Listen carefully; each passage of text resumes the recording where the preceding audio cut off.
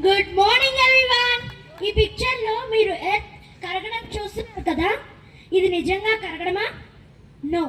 Day by day మన planet heat అవుతుంది due to global warming. ఇక్కడ నాకు ఒక డౌట్ వచ్చింది. క్లైమేట్ హాట్ గా ఉంటే what do we do? We switch to AC, cooler, fan, right? మన కంఫర్ట్స్ కోసం ఎన్నో టెక్నాలజీస్ ని క్రియేట్ చేసుకున్నాం. But what about earth? Earth ఇలా మారడానికి కారణం మనమే. Pollution, plastic waste, cutting down trees. మరి వీటి వల్ల ఎర్త్ హీట్ అవుతుంటే ఎర్త్ కి ఏసీ ఎవరు పెడతారు? ఎవరు చల్లగా చేస్తారు?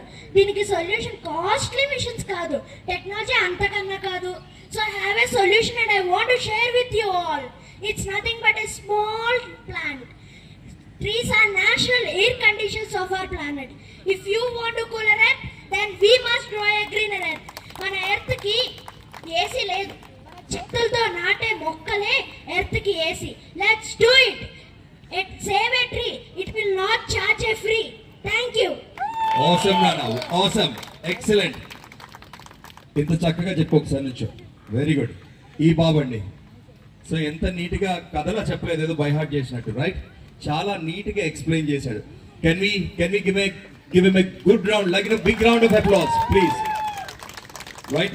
Save a tree, save a nature. Save a tree, it will not charge a fee. Save a tree, it will not charge a free. Good. Fee. Fee. Correct. Ante kada?